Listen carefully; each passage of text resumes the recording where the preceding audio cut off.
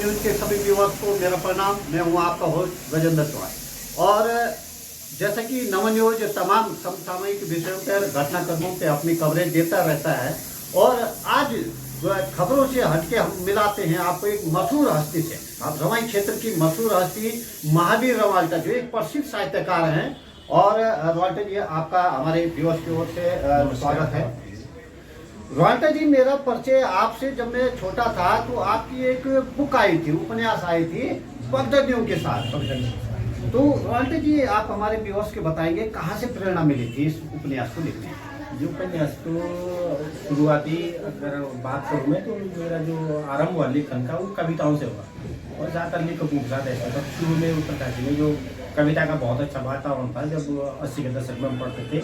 उसके बाद फिर कविता के इतर मुझे कुछ लोगों ने प्रेरित किया कि देखिए आपका जो रवाई है वो बहुत सांस्कृतिक संपन्न क्षेत्र है और वहाँ की सांस्कृतिक संपन्नता और वहाँ का परिवेश किसी माध्यम से सामने आना चाहिए।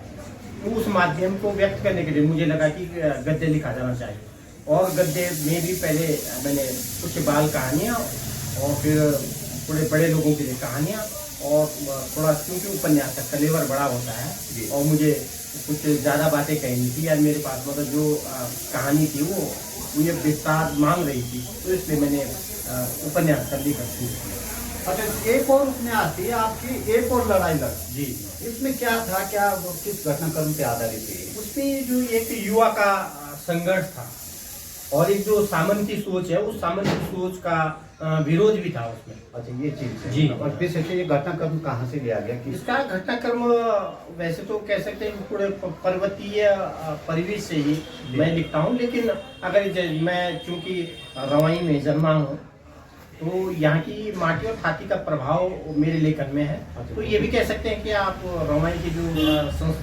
संस्कृति है बिल्कुल, उसके उत्थान में आपका एक महत्वपूर्ण योगदान है और जो साहित्य का लेखन का जो मानचित्र है विश्व का, उस पे आपने हमारे रवाई क्षेत्र को दर्शाया है और आपकी वजह से आज हमें एक बड़ी पहचान मिली है। तो रवाल्टा जी, वर्तमान में वैसे आपने अब तक कुल कितने पुस्तकें रखी है या उपन्यास लिखे हैं अभी तक? टोटल कितनी? जी, जहाँ तक पुस्तकों की बात करिए तो 38 पुस्तकें मेरी प्रकाशित हो चुकी हैं और मुझे बताते हुए ये अच्छा लग रहा है कि जो मेरी जो पुस्तकें हैं वो अलग अलग विधाओं की हैं। उसमें उपन्यास है, कहानी संग्रह है, नाटक है, लोक साहित्य है, बाल साहित्य है और ये जो व्यंग है, यानी कि अलग अलग विधाओं की रचना है।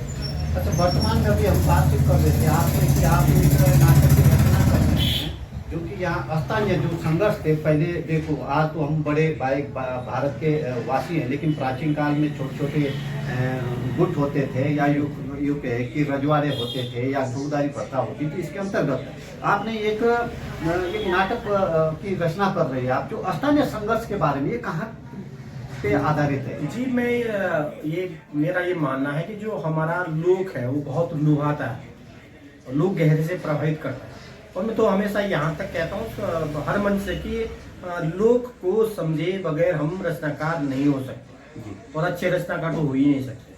तो लोक को समझने की एक कह सकते हैं कि एक ललक के चलते मैं यहाँ की जो लोक कथाएं थी, लोक गाथाएं हैं, उन पर मैंने सोचा कि उनको हम हिंदी पाठकों तक कैसे ला सकते हैं। तो उसके लिए जैसे मैंने पहले हमारे रवाई क्षेत्र की सुप्रसिद्ध लोक गाथा है गजूमला है जो फतेह पर्वत से संबंध रखती है, तो उसको मैंने एक नाटक के माध्यम से मैं पहले सामने लाया था लोगों के और एक प्रेम कथा का अंत शीर्षक से वो नाटक आया। बाद में फिर हमारे एक बदला लोक कथा है हमारे क्षेत्र में, वो उस दौर की जब धाड़ा जैसी प्रथाएं प्रचलित थी। धाड़ा का मतलब जबरदस्ती, जोर जबरदस्त किसी चीज को हासिल करने की एक परंपरा थी। तो ये जो हमारी सिकटूर पट्टी है, मासमोर है, तो वहाँ के लोगों के बीच जो संघर्ष हुआ था और ऐसा संघर्ष, खूनी संघर्ष जिसमें जाने गई, तो उस संघर्ष को मुझे लगा कि इसमें एक समाज का ताना बाना भी है, ये एक प्रथा भी है। उस संघर्ष को उजागर करने के लिए मैंने यह जो बद्दा शीर्षक का जो नाटक रचा है उम्मीद है कि आने वाले समय में वो भी सामने आएगा, उसके बहाने हम उस कालखंड को भी समझ पाएंगे। जी धन्यवाद। धन्यवाद रवाल्टा जी। और आप जो है रवाई क्षेत्र की जो परंपराएं हैं इन पे लगातार आप साहित्य का लेखन कर रहे हैं और आपको साहित्य लेखन में तमाम पुरस्कार भी मिले हैं। आप कुछ प्रकाश डालेंगे क्या क्या अभी तक पुरस्कार मिले हैं आपको? सम्मान पुरस्कारों की जहाँ तक बात है कि सबसे बड़ा पुरस्कार तो चौहान जी पाठकों का पुरस्कार है जी।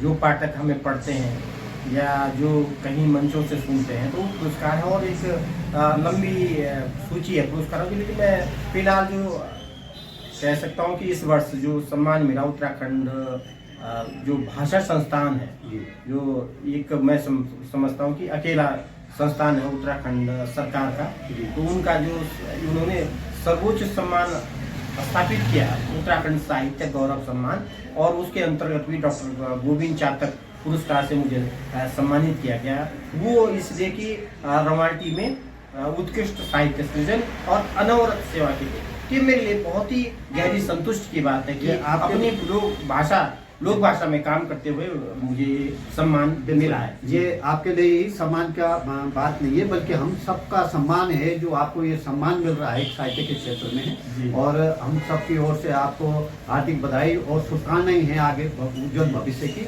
धन्यवाद, आपने अपना कीमती समय दिया। नमस्कार।